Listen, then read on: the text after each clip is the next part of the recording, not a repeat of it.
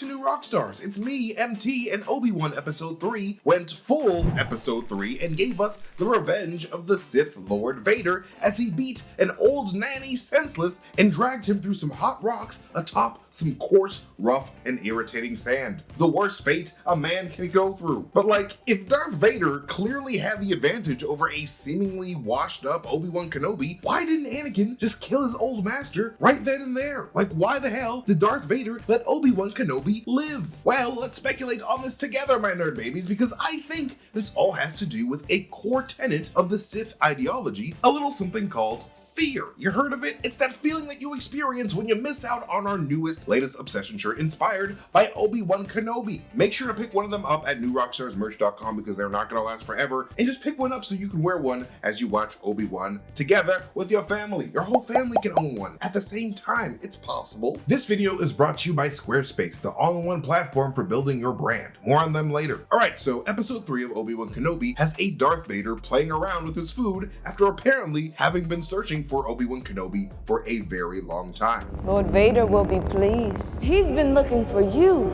for a long time.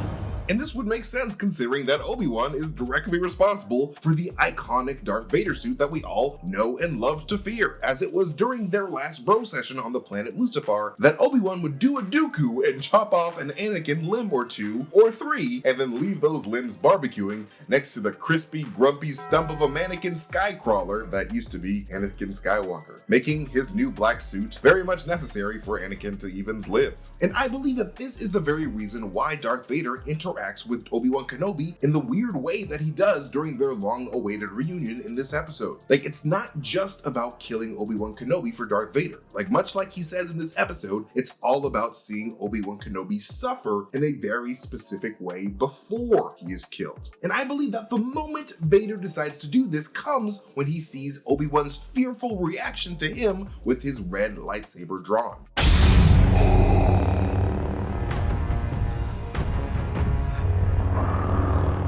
Now, yeah, I do think that Vader actually did go down to this planet to fight and kill his old master, to not only have his revenge for his disfigurement, but to also prove to his old master that he was now superior to him in every way. You know, despite all those years of Obi-Wan and the evil Jedi Council holding him back from greatness as he saw it. It's all Obi-Wan's fault. He's jealous. He's holding me back! However, I believe the moment Cyborg Mannequin saw Obi-Wan run away, unwilling to use his glowy Obi-Wand on his former Broby-Wan, Vader realized just how much his old master has been crippled by fear this entire time during his exile. A fear that is expertly captured, might I add, through extremely clever first-person camera shots mimicking the wild movements of a paranoid Obi-Wan Kenobi's head. But it's not just Obi-Wan's fear of a rageful death at the hand of Darth Vader that causes him to run away from this tall, angry man, but also just confronting his own failure. With his iconic line from Revenge of the Sith having rung in his head this entire time he's been in exile, ever since their fateful duel at the lava pits. I have failed you, Anakin. I have failed you. Darth Vader, being the ultimate Sith Lord of Fear, knows that this is Obi-Wan's weakness right now, because the Jedi have never really taught any of them how to confront fear, only how to run away from it. Because remember that famous Yoda quote? Fear is the path to the dark side. Fear leads to anger. Anger leads to hate. Hate leads to suffering. And all of this is what the Jedi believed would lead one to the dark side of the Force. However, as one Luke Skywalker would come to learn at the end of his long life running away from fear and studying the sacred Jedi texts, the Jedi Council were completely wrong to preach a doctrine as imbalanced and impractical as complete fear avoidance. Because as Luke Skywalker would tell Rey in episode 9, confronting fear is the destiny of a Jedi.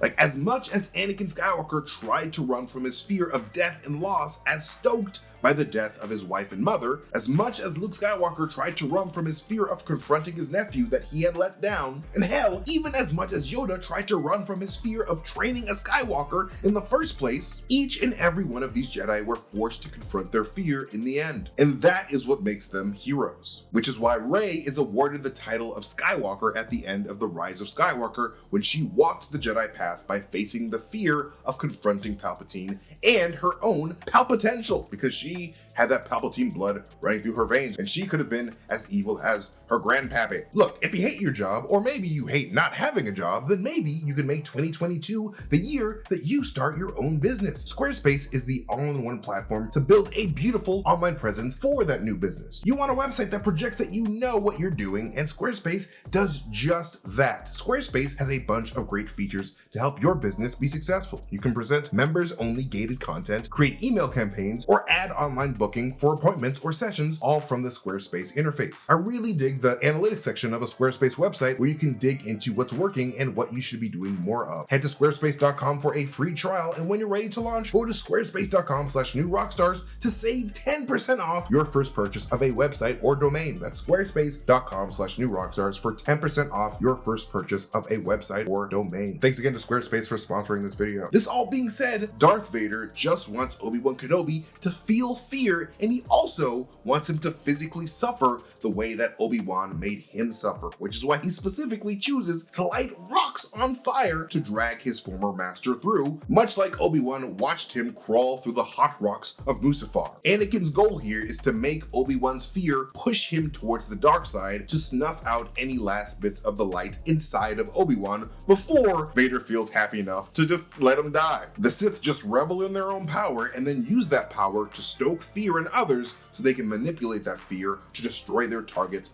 from within, much like Palpatine did with the entire Jedi Order, as one Master Yoda would reveal to Ezra Bridger in Star Wars Rebels. Thousands of Jedi once there were, consumed by the dark side, the Jedi were, consumed by fear likewise. Though see it I did not. You were afraid? Yes, afraid.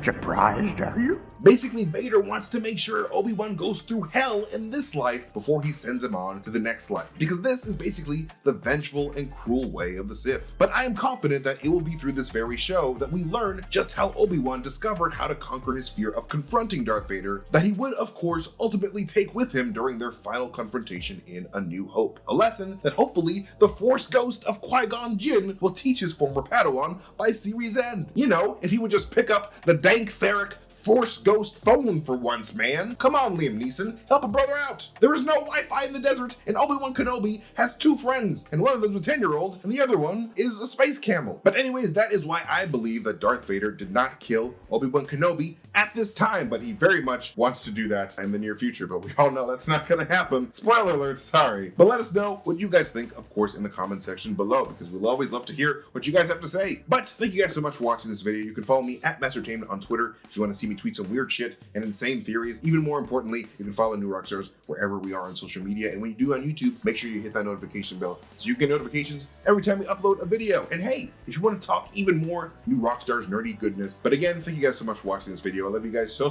much, and may the Force be with each and every one of you. Goodbye.